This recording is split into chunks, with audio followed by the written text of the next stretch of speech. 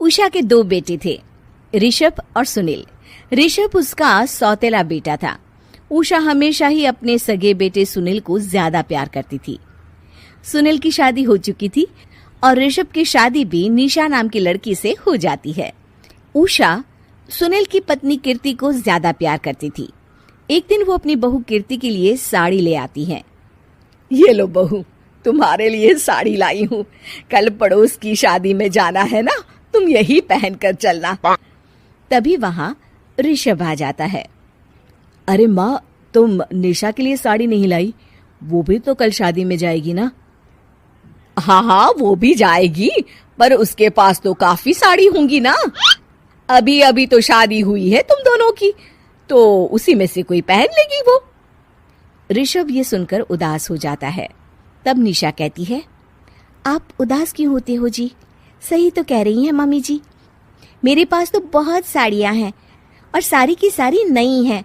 मैं उन्हीं में से कोई पहन लूंगी। वो बात नहीं है निशा। माँ मेरे साथ तो सौतेला व्यवहार करती ही थी, पर मुझे लगता था कि मेरी पत्नी के साथ वो ऐसा कभी नहीं करेंगी, पर आज उन्होंने तुम्हारे साथ भी वैसा ही व्यवहार किया। ऋषभ उदास होकर अपने कमरे में चला जाता है। ऋषभ को उदास देखकर निशा को अपनी सास पर बहुत गुस्सा आता है। एक दिन उषा सुनील को कुछ पैसे दे रही होती है।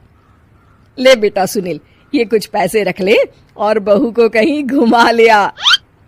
जी मम्मी जी। सुनील वहां से चला जाता है। मम्मी जी, आपने इन्हें तो कभी पैसे नहीं दिए। ऐसा सौतेला व्यवहार आप क्यों करती हैं? बहू, ये किस तरह से बात कर रही हो तुम अपनी सास से? कोई ऐसे सवाल करता है क्या अपनी सासू से? सास, अरे जिस दिन से मैं इस घर में आई हूँ ना, आपने तो मुझे अपनी बहू माना ही नहीं। हमेशा कीर्ति भाभी के लिए ही सब कुछ लाती हैं। मुझे तो आज तक आपने कुछ दिया ही नहीं। क्या मैं जानती नहीं कि आप ऐसा क्यों करती हैं? देख निशा, तू अपना काम कर समझी। मेरे से बहस करने आई हूँ ना, आपने तो मुझे अपनी बहू माना ही नहीं। हमेशा कीर्ति भाभी के लिए ही सब कुछ लाती हैं। मुझे तो आज तक आपने कुछ दिया ही नहीं। क्या मैं जानती नहीं कि आप ऐसा क्यों करती हैं? देख निशा, तू अपना काम कर समझी। मेरे से बहस करने की कोई जरूरत नहीं है। तभी वहां ऋषभ आ जाता है। निशा, माँ से ऐसे बात नहीं करते। तुम जाओ अपने कमरे में। हाँ, जा रही हूँ।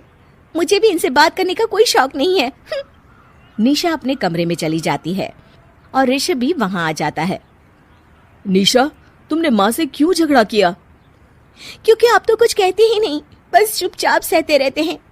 किसी को तो आवाज उठानी होगी ना। कोई बात नहीं निशा, तुम गुस्सा मत करो, शांत हो जाओ। निशा रसोई में खाना बना रही होती है। तभी वहां कीर्ति आ जाती है। निशा, तुम मार्केट से ये सामान ले आओ। मैं क्यों जाऊं? आप भी तो जा सकती हो ना। दिख नहीं रहा कि मैं खाना बना रही हूँ? हाँ तो क्या हुआ, खाना बनाने के बाद चली जाना। हाँ, खाना भी मैं ही पकाऊं, बाजार जाकर सामान भी मैं ही ले आऊं। खुद तो कुछ करोगी नहीं, है ना? ओहो, जुबान तो देखो कैसे चल रही है।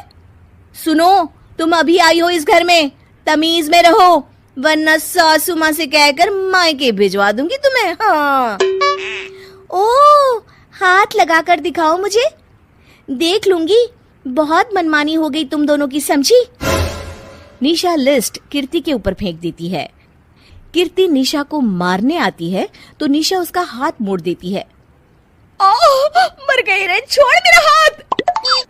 आज के बाद मुझसे कोई बदतमीजी की तो अच्छा नहीं होगा। कीर्ति रोते हुए अपने कमरे में चली जाती है। उस निशा चुड़ैल ने मेरा हाथ मोड़ दिया। मुझे नहीं रहना इस घर में। अरे कैसी बेकार की बातें कर रही हो। अरे निकालना ही है तो ऋषभ और निशा को निकालेंगे। नहीं, मुझे अलग घर चाहिए। कान खोलकर सुन लीजिए, हम दोनों इस घर से जल्द जाएंगे। आप नए घर का इंतजाम कीजिए बस। मैं इन दोनों के साथ ज्यादा नहीं रह सकती।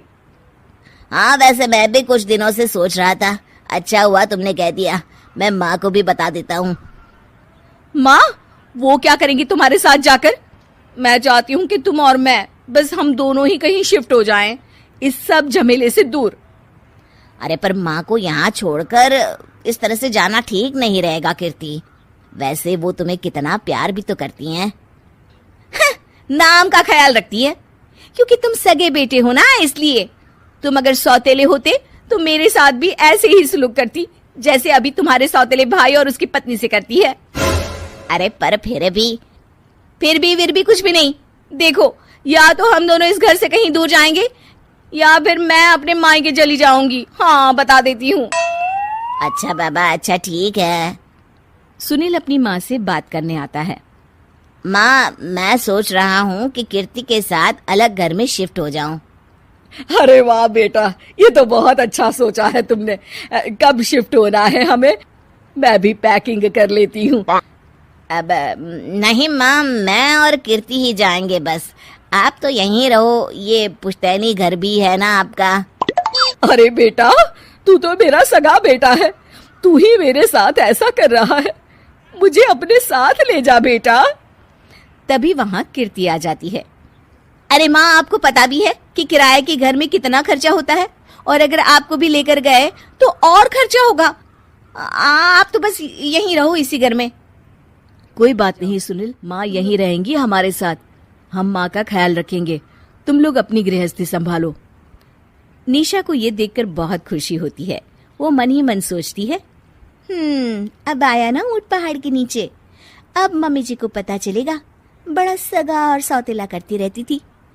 सगा बेटा तो जा रहा है छोड़कर, अब आएगी इन्हें अकल, और नहीं आई तो मैं अल्लाह कर रहूंगी। निशा अपनी सास को कैसे अपने सौतेले बेटे से मिलाएगी, जानने के लिए देखिए सौतेली माँ पार्ट 2।